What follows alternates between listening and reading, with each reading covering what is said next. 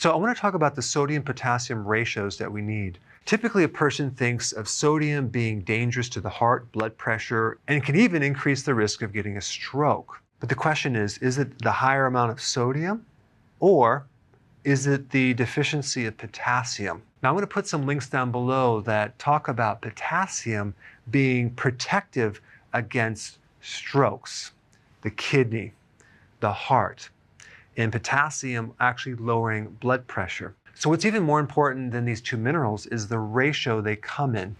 Normally, you would need 4,700 milligrams for potassium and 2,300 for sodium. And an average person has them flipped, and that's what's going to put them in trouble. So ideally, you would need 2 to 1. But if there's already an imbalance, or you have a problem with the heart or blood pressure, I would raise potassium 3 to 1 or even a 4 to 1 ratio. But it does take a period of time to correct this. It could take months or even a couple years. But the more sodium that you have in the diet, the lower the potassium. So they kind of work in opposites. Now, what's interesting is 1 ounce of bread contains 210 milligrams of sodium. 2 tablespoons of salad dressing at the grocery store can give you over 500 milligrams of sodium.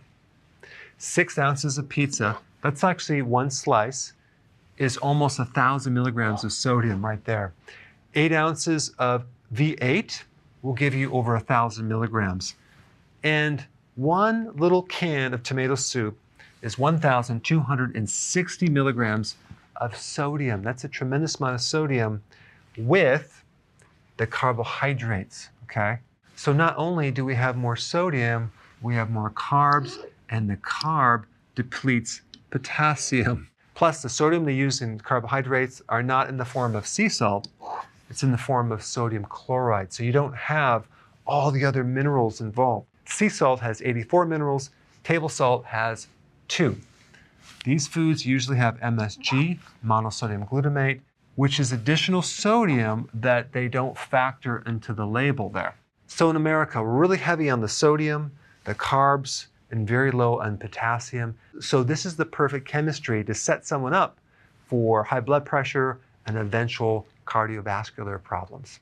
So the point of this video is to understand that these ratios of potassium to sodium are more important than these minerals individually. As long as you're doing a 2 to 1 ratio, you're going to be good. And if you want to correct it, go up to a 3 to 4 to 1 ratio, and that'll work even faster. If you're the person that doesn't have a lot of potassium in the diet, you don't like vegetables, well, you just better make sure that your sodium is very, very low as well, so you can keep these ratios in check.